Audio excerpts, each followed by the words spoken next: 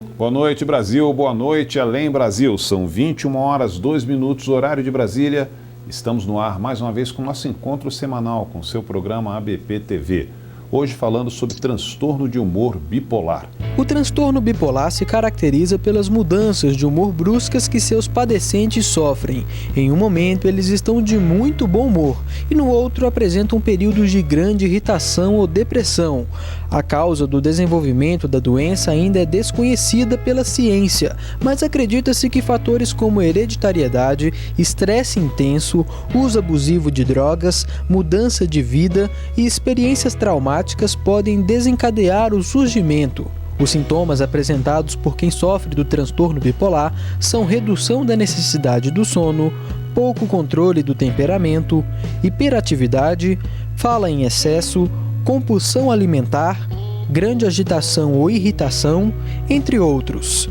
Estima-se que de 25% a 35% de tentativas de suicídio em bipolares da comunidade e amostras clínicas, respectivamente, e que o transtorno de humor bipolar seja responsável por 3,4% a 15% de todos os suicídios mundialmente.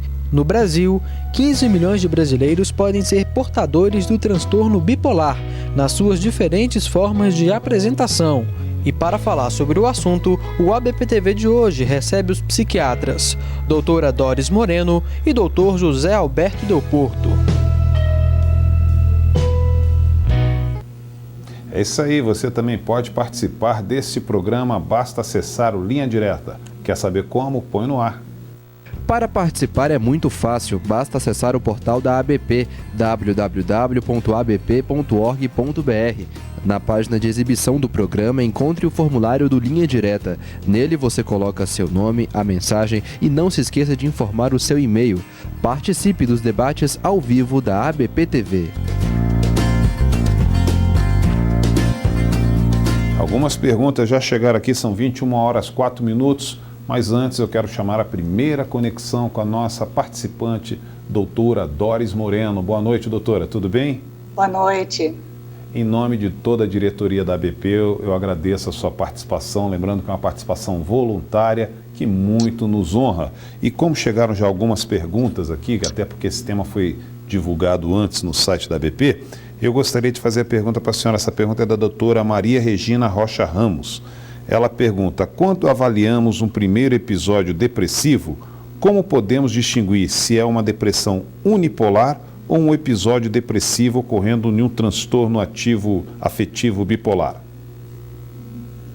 Eu agradeço a participação, antes de mais nada, e agradeço a pergunta da colega.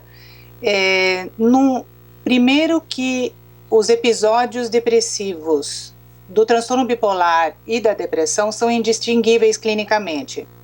Mas existem alguns indícios para a gente suspeitar de uma depressão bipolar.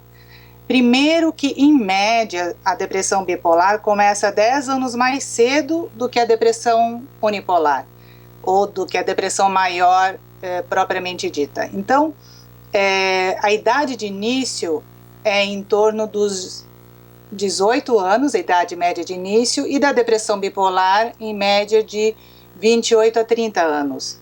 Então, depressões de início precoce, depressões na adolescência, pedem por uma avaliação mais detalhada ainda de pródromos ou de sintomas ou episódios anteriores de hipomania. Muitas vezes ficam escondidos, mas em geral os jovens eles têm períodos de hipomania antecedendo ou mesmo intercalados por depressões anteriores. Existem alguns indícios também. Na depressão bipolar, existe um predomínio maior de sintomas atípicos. Isso não significa que toda depressão atípica seja bipolar, não. Mas, na presença de sintomas atípicos, nós precisamos checar melhor ainda a presença de, por exemplo, história familiar de transtorno bipolar ou dependência a abuso de álcool, drogas, a presença de ataques de pânico, porque ataques de pânico são muito mais prevalentes na depressão ou no histórico do indivíduo com depressão bipolar do que não bipolar. A presença de fobia social também é mais acompanhada do transtorno bipolar do que não. E a presença de sintomas maníacos durante o episódio de depressão. Então, depressões mais graves, por exemplo, psicóticas, de início mais precoce, com características atípicas, é muito importante avançar na pesquisa de hipomanias prévias. Doutora Doris Moreno, muito obrigado pela sua participação nesta primeira resposta. E vamos responder também ao Murilo Burgueira. Ele fala: boa noite, sou Murilo Burgueira, interno de Medicina da Faculdade de Araraquara, em São Paulo. Minha dúvida é como diferenciar um bipolar de um borderline. O tratamento seria o mesmo? Absolutamente não. Esse diagnóstico diferencial é de fundamental importância. E, principalmente, existem algumas características que diferenciam a ambos. Por exemplo, a ciclicidade dos episódios é mais característica, ou é característica do transtorno bipolar. O transtorno de personalidade borderline, como o próprio nome diz, é um distúrbio de personalidade, ele é de desenvolvimento. E a principal característica dele é uma sensação de vazio, uma insatisfação que a pessoa tem, dirigida à própria característica do ser deste indivíduo. O problema é que nos critérios operacionais do DSM, vários dos sintomas lá não são necessariamente de um distúrbio de personalidade, são típicos sintomas que encontramos em episódios de hipomania e mania, como alterações na libido, flutuações de humor, aumento de sensibilidade a estímulos. Aumento de sensibilidade a estímulos é típica de um transtorno bipolar também. Então, aquilo que os cientistas consideravam como típico, que é a instabilidade do humor, não se diferencia do transtorno bipolar do borderline. O transtorno bipolar, além disso, ele também pode cursar com cortes, né?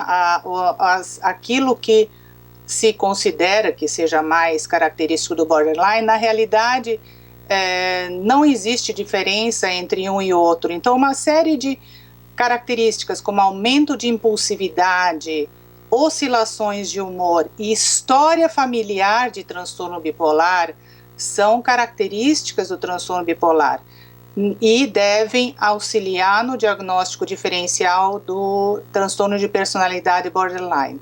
O que acontece é que, por vezes, e como no início dos quadros que costumam se iniciar em idades precoces, no caso do transtorno bipolar, a maioria desenvolve a doença antes dos 20 anos de idade.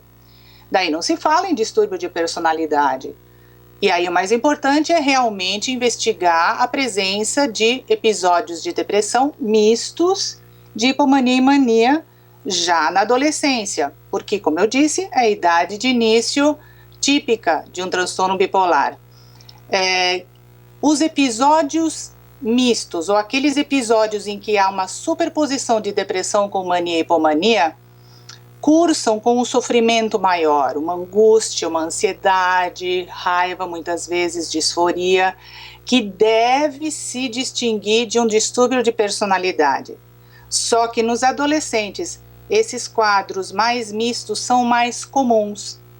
Então, na presença de história familiar, de episódios fásicos cíclicos, e depressões, aumento de impulsividade, é fundamental, antes de mais nada, afastar-se o transtorno bipolar completamente antes de pensar num distúrbio de personalidade cujo tratamento não é medicamentoso, por definição é principalmente com psicoterapia, do que pensar na associação de ambos, que também pode acontecer, e diferenciar de uma forma pura do transtorno de personalidade borderline.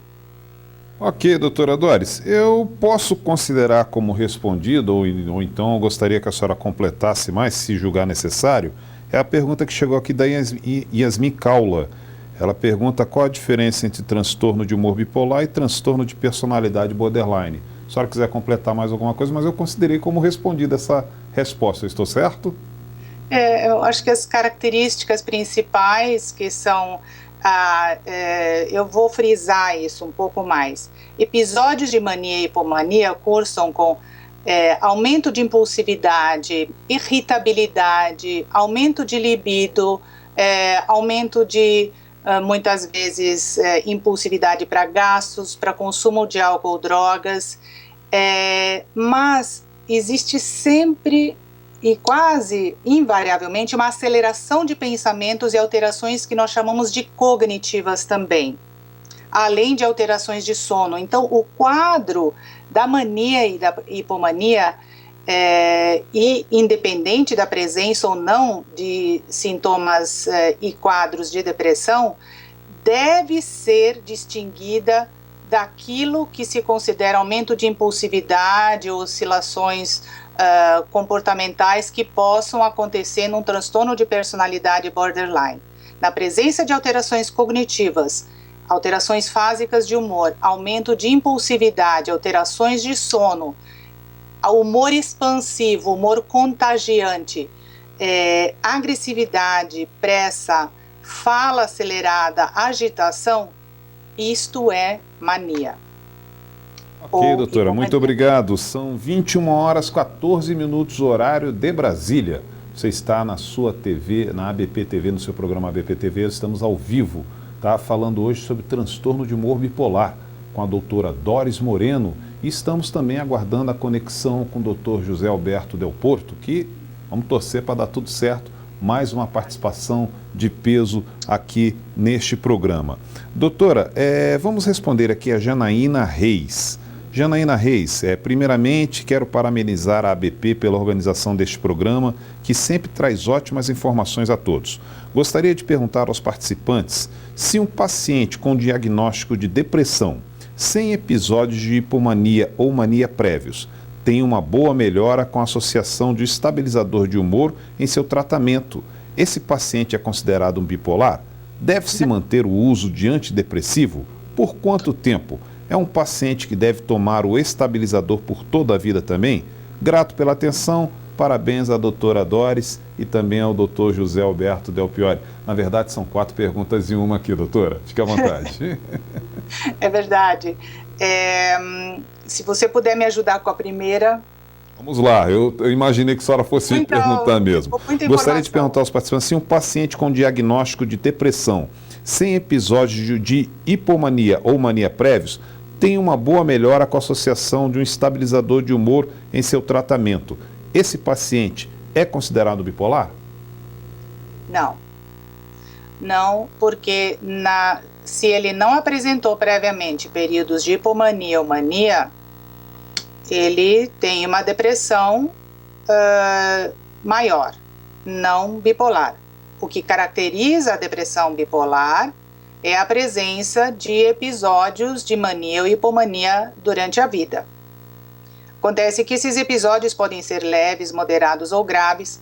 Se eles forem recorrentes, mesmo que sejam subsindrômicos, ou seja, digamos assim, de curta duração, ou de duração de pelo menos 4 dias, que é o que requer para a presença de hipomania o DSM-5, mas menos sintomas do que o exigido para a hipomania, isso é considerado um episódio de hipomania.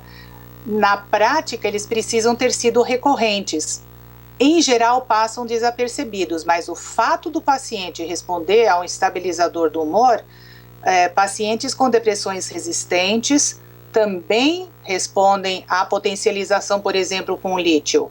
Ou, como está nos guidelines canadenses, é uma das estratégias de tratamento para não respondedores a antidepressivos, ao antidepressivo, a potencialização com antipsicóticos de nova geração, ou então com o lítio. Isso está nas diretrizes e é tratamento da depressão. Então, a combinação com o estabilizador do humor per se não caracteriza que seja uma depressão bipolar, e o que importa é reunirmos outros dados, por exemplo, história familiar de transtorno bipolar e história prévia.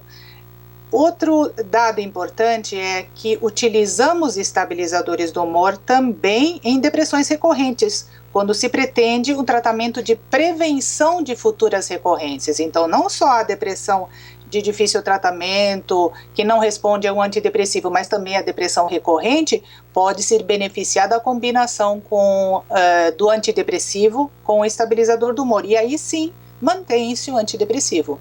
O cuidado que se precisa ter é se esse paciente não começa a desenvolver episódios de características mistas ao longo do tratamento. Obrigado, doutora. O Rafael Alexandre, de João Pessoa, na Paraíba, ele pergunta em quais os casos são indicados o uso de antipsicóticos no transtorno bipolar. Os antipsicóticos, eles têm indicações precisas no transtorno bipolar. Eles são atualmente considerados medicamentos de primeira linha no tratamento agudo da mania e dos estados mistos e no tratamento de manutenção, de prevenção de novas recorrências. No tratamento da depressão bipolar, a quetiapina é o tratamento de primeira linha. Não são antidepressivos, por exemplo, tampouco o lítio. A substância de maiores evidências é a quetiapina no tratamento da depressão bipolar, a combinação de olanzapina com fluoxetina, e aí pode-se utilizar lítio ácido valproico associados, mas os antipsicóticos, portanto, estão indicados como tratamentos de primeira linha na fase aguda da depressão bipolar, na mania, nos estados mistos e no tratamento de manutenção. E doutora, nós estamos chegando quase ao finalzinho do nosso primeiro bloco aqui, mas vamos fazer aqui a pergunta da Gisele. Olá, boa noite, sofro de distúrbio bipolar há 14 anos, tenho 33 anos agora. Gostaria de saber sobre a questão profissional. Sou formada em guia de turismo e marketing, mas não consigo manter um equilíbrio e ritmo de trabalho. O que fazer? Muito obrigado a você, Gisele, pela audiência. Eu agradeço a pergunta, Gisele.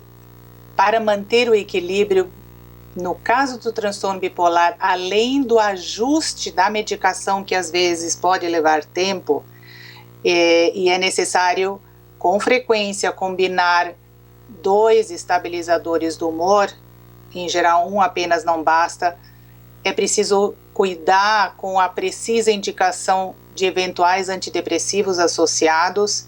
Muitas vezes eles podem desestabilizar a sintomatologia ao longo do tempo, mas é importante fazer a dieta do bipolar. A dieta do bipolar é preservar o ciclo sono-vigília. Você sabe que uma pessoa com transtorno bipolar, ela pode estar super estável. Se ela começar a romper a sua rotina, por algum motivo, precisar acudir alguém à noite e ficar noites em claro, a doença volta. Porque provavelmente não, uma das suspeitas é de que os ritmos biológicos estão alterados no transtorno bipolar. Essa é uma das características fundamentais. Então, o que você precisa fazer é corrigir o seu ritmo de sono. Então, a dieta do bipolar significa colocar-se para dormir cedo, de preferência antes da meia-noite, 11 horas no máximo, ter horário para levantar da cama, não dormir demais, de manhã normalmente vem a depressão, tomar café da manhã sempre no mesmo horário, ter rotina, almoçar no mesmo horário, ter um lanche, ter um jantar no mesmo horário, colocar-se para dormir de novo e ter trabalho. Trabalho é remédio. Então não só o ciclo sono-vigília, mas a rotina, aquela atividade disciplinada fazem com que os sintomas fiquem mais organizados, menos intensos. Agora, se você trocar o dia pela noite, se você achar que à noite, quando os sintomas de aceleração de mania e hipomania são mais fortes, se você cair nessa conversa, você caiu no canto de sereia do transtorno bipolar. E é importante você tentar se organizar para ajudar no controle dos sintomas e tomar a medicação corretamente. Ok, obrigado, doutora Doris Moreno. São 21 horas 22 minutos, horário de Brasília. Nós vamos fazer um breve intervalo comercial, até para a doutora Doris tomar um pouquinho de água também. Muitas perguntas estão chegando aqui, as perguntas que não puderem ser respondidas hoje, nós encaminharemos as respostas via e-mail. Nosso tema de hoje, transtorno de humor bipolar. Nossos participantes, nós estamos aqui com a doutora Doris Moreno já em conexão e estamos tentando a conexão ainda com o doutor José Alberto Del Porto, esse que está aparecendo aí na foto. Vamos torcer para dar tudo certo. Enquanto isso, mande a sua pergunta, mande a sua contribuição, responderemos ao vivo para você. Segue a BP TV. No próximo bloco, Povo Fala. Nossa equipe foi às ruas e tem perguntas também da turma lá de fora. Um abraço, segue a BP TV. –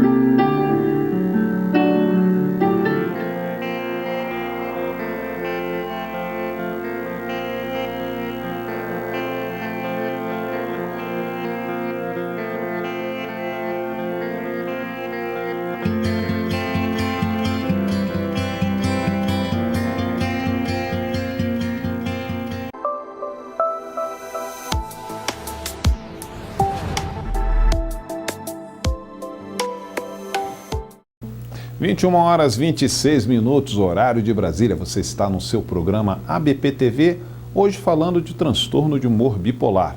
Quem está participando conosco é a doutora Doris Moreno, direto de São Paulo.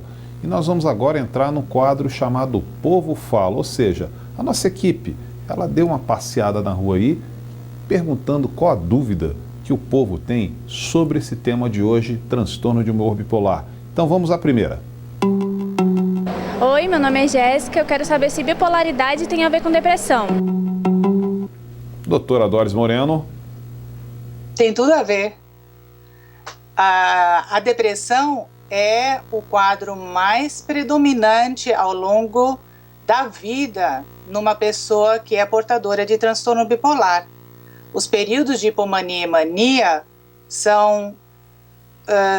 duram, em um estudo principalmente que evoluiu pacientes ao longo de 25 anos, as pessoas permaneciam uma semana em hipomania e mania versus 30 semanas de depressão. É claro que existem aqueles pacientes com transtorno bipolar em que predominam manias e muitas vezes nunca tiveram depressão, mas isso é mais raro. O mais comum é predominar depressão. Então, a dificuldade está justo em se distinguir uma depressão que é bipolar da depressão não bipolar, pela presença durante a vida, muitas vezes esquecidos, dos episódios de hipomania e de mania, que em geral começaram já na adolescência. Ok, doutora, muito obrigado. Vamos lá, segunda, Davidson, põe no ar. Oi, meu nome é Félix, eu queria saber como eu faço para lidar com um amigo bipolar. Doutora Doris. Olha, uma pessoa que tem transtorno bipolar, ela precisa de compreensão.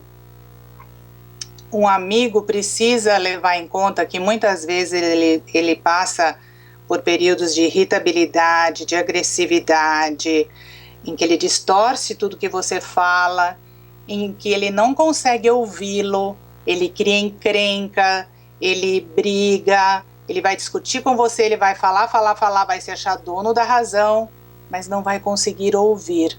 É preciso esperar um momento em que ele desacelere um pouco, que ele esteja um pouco mais calmo e perguntar se ele não precisa de ajuda, no que você pode ajudá-lo. Percebendo que ele está com dificuldade de sono, ele está com dificuldade de concentração. Tem que sempre argumentar pelo lado do sofrimento. Se disser, você está muito nervoso, você sempre se acha na razão, ou se afrontar ou confrontar, aquela sintomatologia só cresce, aumenta ainda mais a excitação, a estimulação, aumenta a irritabilidade e a pessoa não consegue se acalmar.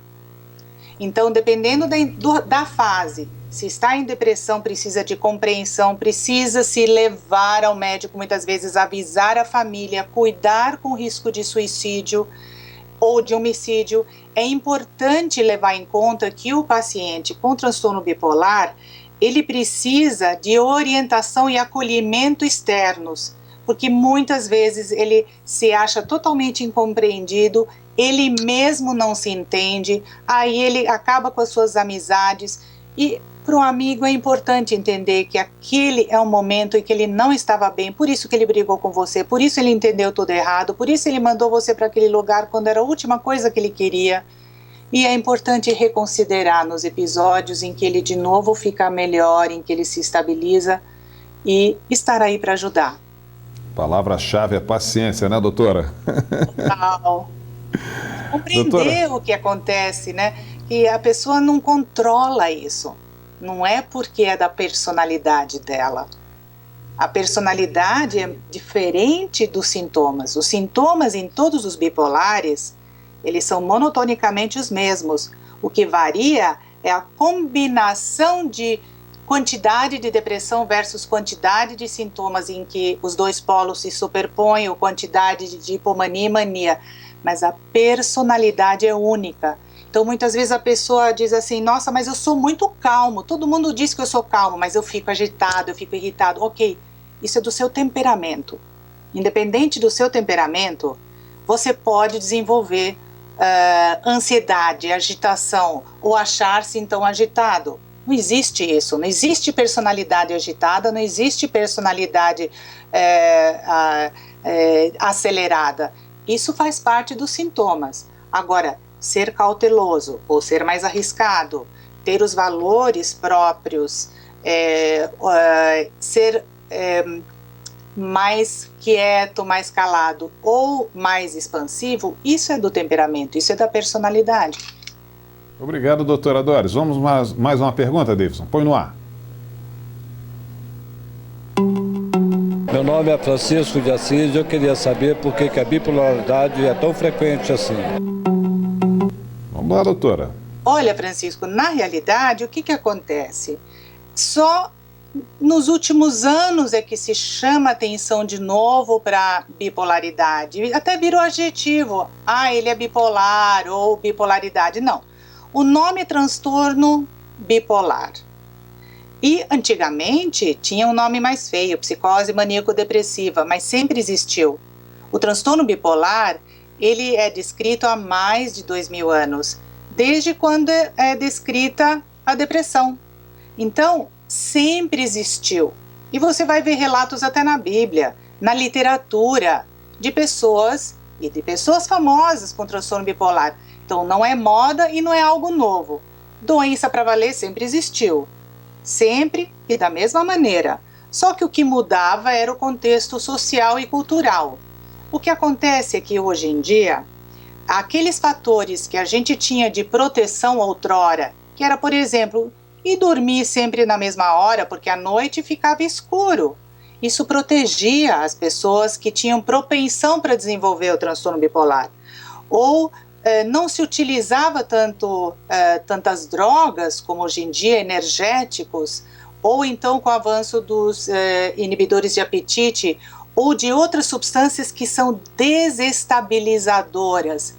Essas substâncias utilizadas e o fato da pessoa não dormir à noite, de se poder ficar 24 horas por dia em estímulo, isso para aquela pessoa que tem uma propensão, uma vulnerabilidade herdada para desenvolver transtorno bipolar, é terrível.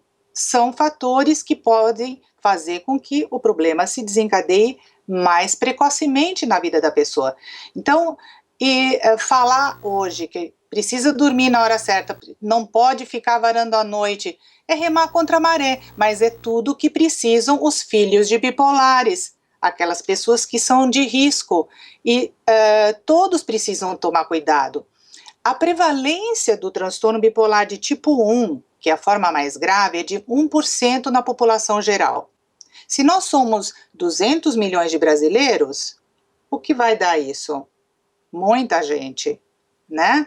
E se a gente for considerar numa cidade como São Paulo, em que a grande São Paulo tem 20 milhões de habitantes, quantas pessoas dá? Só do transtorno bipolar na forma grave são 100 mil. Aonde estão essas pessoas todas? Elas estão sofrendo, fazendo sofrer e provavelmente estão sem cuidado. Então, eu digo sempre para os meus pacientes, é um privilégio que você recebeu o diagnóstico ainda em tempo. É um privilégio que você possa ser tratado, porque a maioria nunca saberá. Então, o que acontece é que, mesmo das formas leves do transtorno bipolar, hoje se estima que pelo menos 5% façam parte de vários subtipos de bipolaridade. E aí o número é de 500 mil, somente em São Paulo. Essas pessoas todas, grande parte delas, estão sendo diagnosticadas com outro tipo de problema. Por exemplo, dependência de álcool, drogas, distúrbio de personalidade ou só depressão, ou algum transtorno de ansiedade com depressão, ou distúrbio de déficit de atenção e hiperatividade. Então, é fundamental fazer-se o diagnóstico correto, porque aí a chance de se ficar bem é muito maior. Mas não é que o problema não tenha sempre havido, é que hoje se fala mais a respeito. Temos mais uma? Então põe no ar. Meu nome é Monique dos Santos e eu queria saber se quem já foi bipolar pode voltar a ser. Pode deixar de ser, né? Não. O transtorno bipolar é uma doença recorrente, crônica, e é para a vida toda. O que acontece é que muitas vezes ela dá uma acalmada de muitos anos e depois volta. Ou ela é mais intensa, digamos, mais crítica, até a adolescência ou até os 25, 30 anos de idade, e claro, aí muitas vezes a pessoa já buscou tratamento e começou a melhorar. Então a ritmicidade dela é variável, ela pode ser mais intensa, e em geral é mais intensa até os 20, 25, até 30 anos de idade, mais grave. Ela pode ficar anos ou meses como se fosse quietinha e voltar de uma hora para outra, ou de soslaio, e aí você fica justificando por um problema da vida. É importante nunca justificar, eu sempre digo isso para os pacientes. Por quê? Porque 85%, 90% das pessoas não vão nunca ter transtorno bipolar. São 21 horas 37 minutos, horário de Brasília. Nós estamos encerrando esse segundo bloco e antes de encerrar, vou falar o nosso próximo programa vai ter como tema assistência psiquiátrica nos presídios. Por que eu já estou divulgando o próximo tema? Esse nosso bloco, O Povo Fala, você pode gravar o seu vídeo no seu iPhone, no seu dispositivo móvel, no Skype, mandar aqui para a gente que no dia desse programa os doutores responderão ao vivo para você. Então, nosso próximo tema, assistência psiquiátrica nos presídios. Pode gravar seu vídeo e entra nesse quadro O Povo Fala. Voltaremos com o terceiro e último bloco, hoje falando sobre transtorno de humor bipolar. Quem está aqui conosco, doutora Doris Moreno, direto de São Paulo. Segue a ABP TV.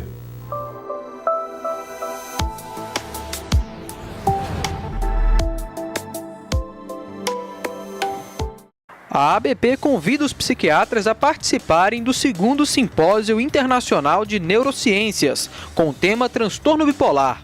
Grandes nomes nacionais e internacionais vão discutir o assunto nos dias 4 e 5 de março em São Paulo. A programação completa está em nosso site abp.org.br.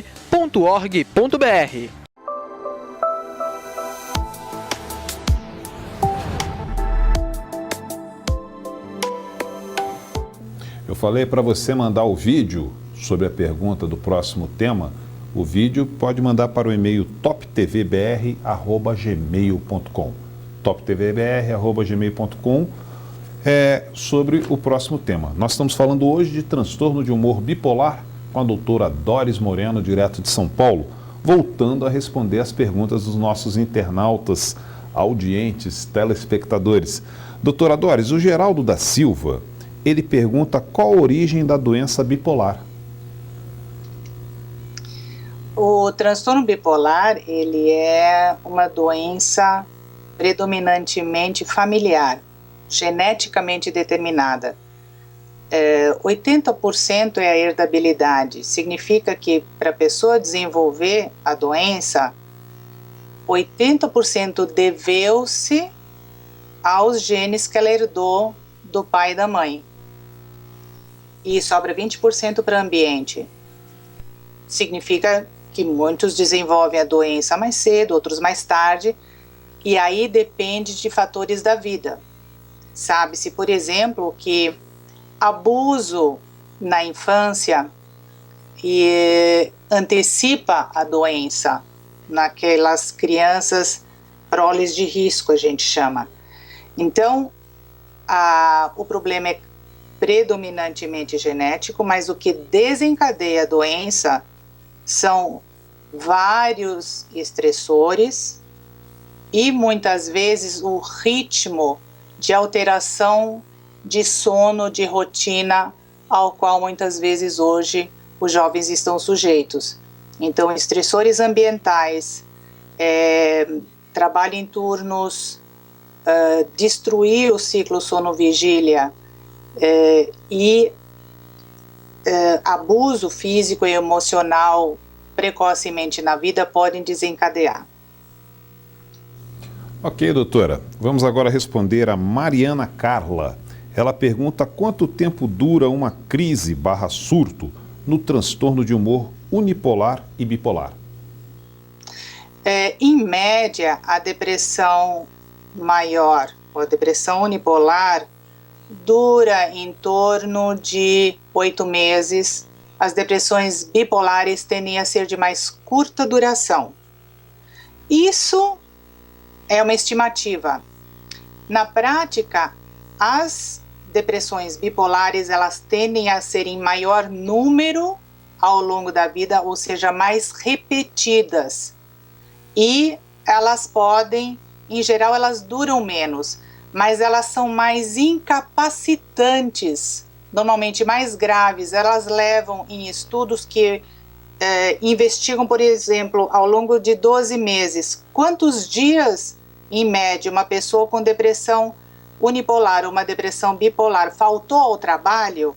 Em média, 26 dias numa depressão maior, ou depressão unipolar, e mais de 40 dias na depressão bipolar. Elas tendem a ser mais incapacitantes e mais graves. E, portanto, pessoas que têm depressão bipolar tenderiam a buscar mais ajuda, mais tratamento. E isso faz com que quem avalia essa pessoa tenha ainda mais cuidado em determinar se a depressão não é bipolar, porque o tratamento, nesse caso, é com estabilizadores do humor. Ok, doutora Doris Moreno, vamos responder aqui a Marília Siqueira. Ela diz: meu namorado é bipolar, diagnosticado há 4 anos e está em tratamento. Tem 25 anos. O médico que o trata diz que ele ficará curado. Aí ela coloca entre parênteses estável aos 30 anos. Isso é possível? pois em todas as minhas pesquisas vejo que a bipolaridade não tem cura, mas a estabilidade é uma possibilidade real? Com certeza, o objetivo do tratamento é a estabilidade. E não precisa ser só aos 30 anos, isso pode ser logo depois dos primeiros meses, 1 ano em que a pessoa se trata. Não precisa esperar até os 30 anos. Aliás, se ele já se trata há 4 anos, significa que ele teve o privilégio, como eu disse no começo, de ter sido diagnosticado precocemente e numa fase inicial da sua vida estudantil profissional, ele teve acesso à estabilidade. Então, provavelmente, desde que ele faça os ajustes necessários com seu médico, e para isso ele precisa reclamar do que ainda não está bom, porque o médico não tem bola de cristal. Muitas vezes a família e amigos precisam dizer, olha, cara, você não está legal ainda, olha, está acontecendo, você ainda está ficando deprimida, de manhã você não quer levantar da cama, à noite você não quer ir dormir, você fica agitado, você está bebendo muito. Então, o que acontece é que desde que a pessoa se mantenha em uso adequado, sem falhar nas doses, porque isso muitas vezes acontece, né? Esquece aqui, esquece, não faz diferença, esquecer uma tomada faz diferença sim. Precisa tomar o remédio direito. Quanto mais corretamente seguir a orientação do médico, mais rapidamente alcança a estabilidade, e essa estabilidade é mantida e a cada ano a tendência de ficar melhor. Isso é o que a gente observa, grosso modo, em pessoas que a gente chama aderem bem ao tratamento, que fazem o tratamento corretamente, porque muitas vezes no primeiro ano ainda aparecem oscilações de humor ou aparecem crises, mas elas tendem a ser mais leves e de mais curta duração. No ano seguinte, menos, e assim sucessivamente isso vai amainando. O que acontece na hora em que a pessoa está bem? Ela esquece de tomar o remédio, ela acha que não precisa mais. E dali a um pouco volta tudo, e isso é fundamental que não aconteça. Então, quanto mais tempo o cérebro é preservado dos insultos, das agressões que a doença provoca no cérebro, porque é bem isso que acontece. As manias, as hipomanias e as depressões são agressivas ao cérebro. Então, quanto mais tempo a pessoa fica sem crise, mais os remédios têm a possibilidade de fazer com que o cérebro volte a funcionar de uma maneira mais próxima do normal. Isso desde que a pessoa se mantenha estável. Estável significa sem crise ou com crises muito leves. E cada vez menos. O objetivo do tratamento é fazer com que a pessoa não pareça mais ser bipolar. Ou seja, é gente como a gente. Doutora Doris, vamos responder a Selma. Selma faz uma pergunta interessante. Como falar e convencer o companheiro a procurar ajuda médica quando percebe que ele pode ter um transtorno bipolar? Informação. Informação é o básico. E pegar nos momentos em que a pessoa está em condições de ouvir uma intervenção. Jamais quando está agitado, irritado, acelerado, sem conseguir ouvir o interlocutor. Então é preciso encontrar o momento em que aquela informação é passada, com carinho, com atenção, com acolhimento e compreensão. Mas informação séria, bem substanciada, porque hoje em dia existe muita literatura muito boa a respeito, e o que mais é importante é a informação.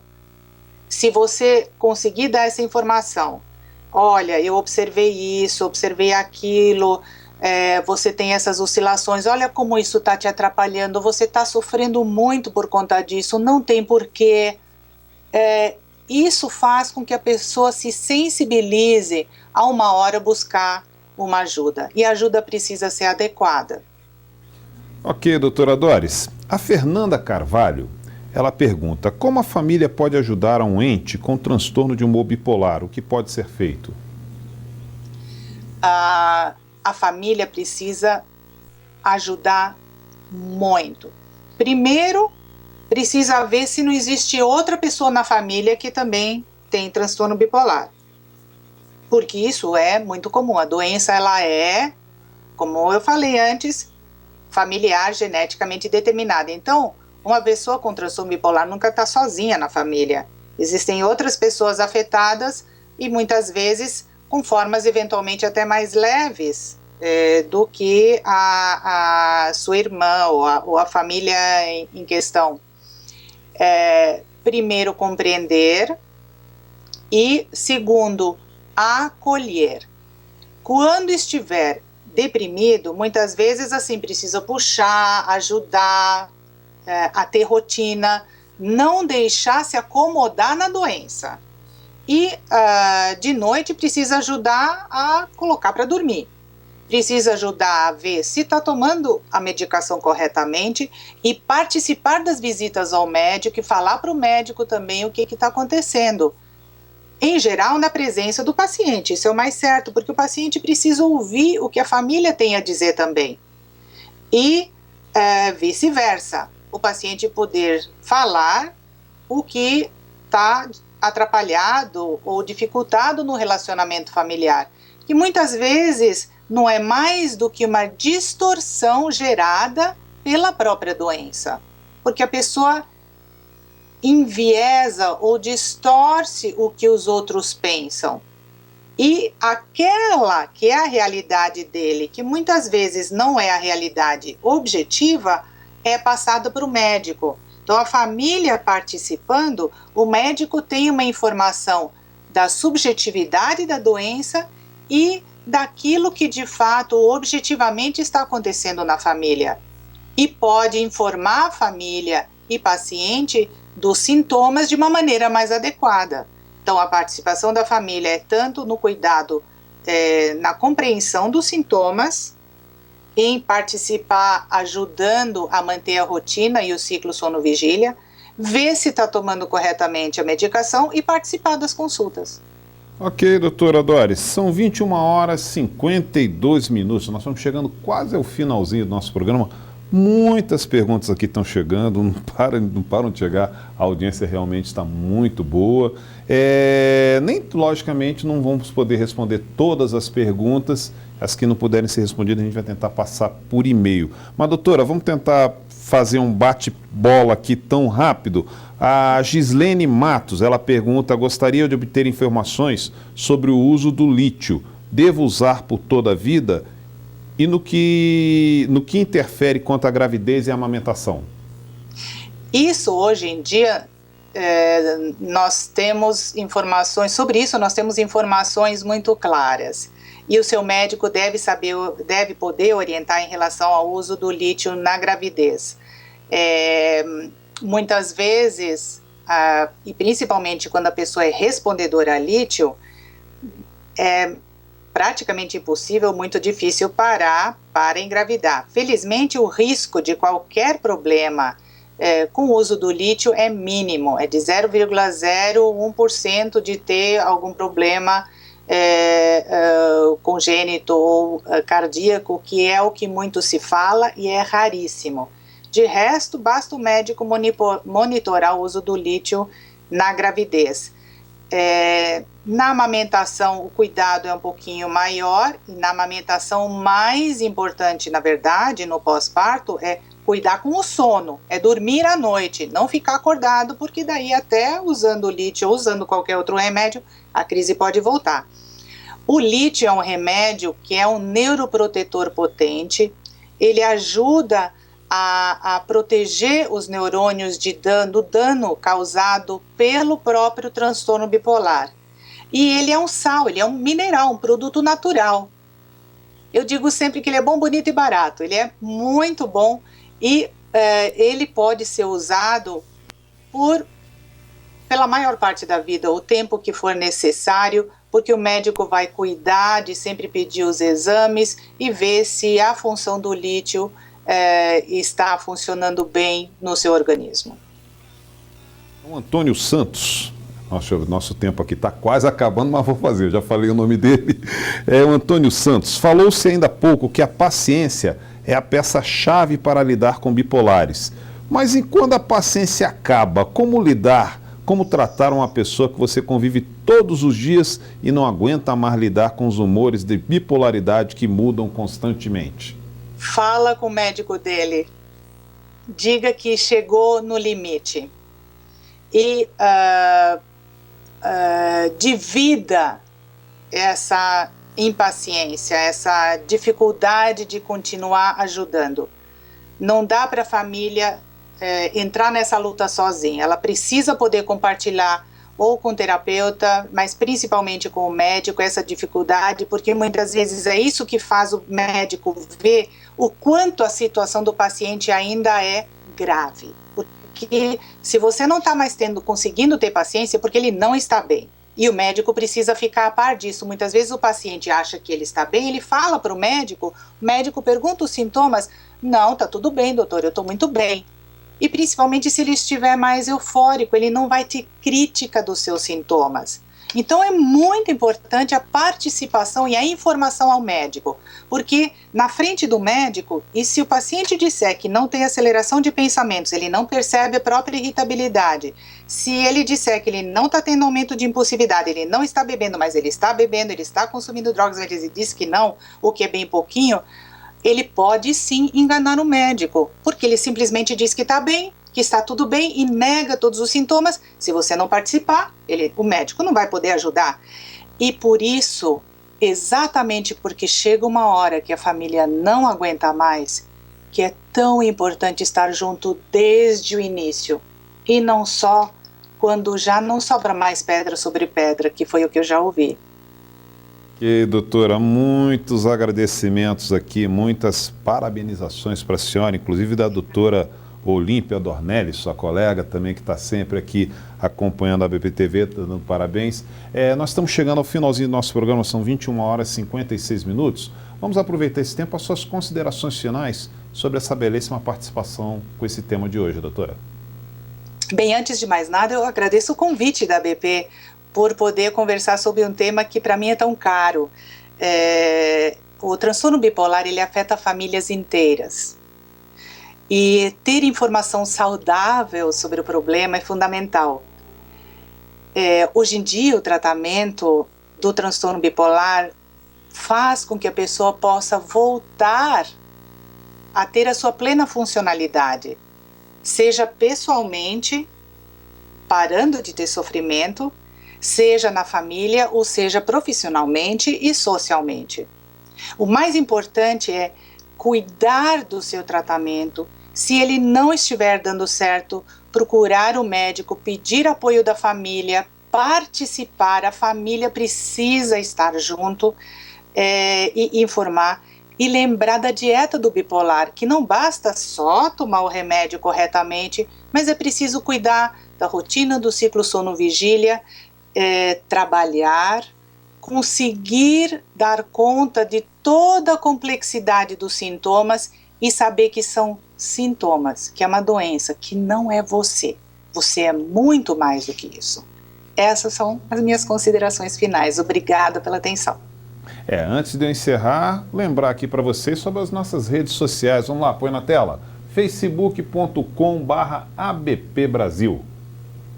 Twitter, @abpsiquiatria. Instagram, @abpbrasil. Agora sim, eu gostaria de agradecer de coração a participação da doutora Doris Moreno neste nosso programa e agradecer muito. Eu queria que o Diego colocasse na tela aí, isso, esse senhor, esse doutor José Alberto Del Porto, que se colocou sempre à disposição para participar desse programa de hoje. Infelizmente, por problemas técnicos e virtuais, a participação dele não pôde ser efetivada, mas com certeza participará em próximos programas. Em nome da BP, agradeço muito, doutor José Alberto, a sua colaboração e a sua disposição em participar desse programa. Agradeço mais uma vez a professora, a doutora Doris Moreno, direto de São Paulo, por essa brilhante apresentação, toda essa equipe de comunicação da ABP que produz para que esse programa esteja no ar todas as segundas-feiras às 21 horas, mas agradeço principalmente a você que participou, que assistiu, que mandou muita pergunta, que mandou muita contribuição E lembrando, as perguntas que não puderam ser respondidas hoje foram muitas, minha audiência hoje foi bombástica. Nós vamos responder via e-mail. Lembrando que nós temos um próximo encontro marcado na próxima segunda-feira com o tema Assistência Psiquiátrica nos Presídios. Quem vai estar aqui apresentando é o Davidson Santos para vocês. Até a próxima, boa semana, segue ABP TV.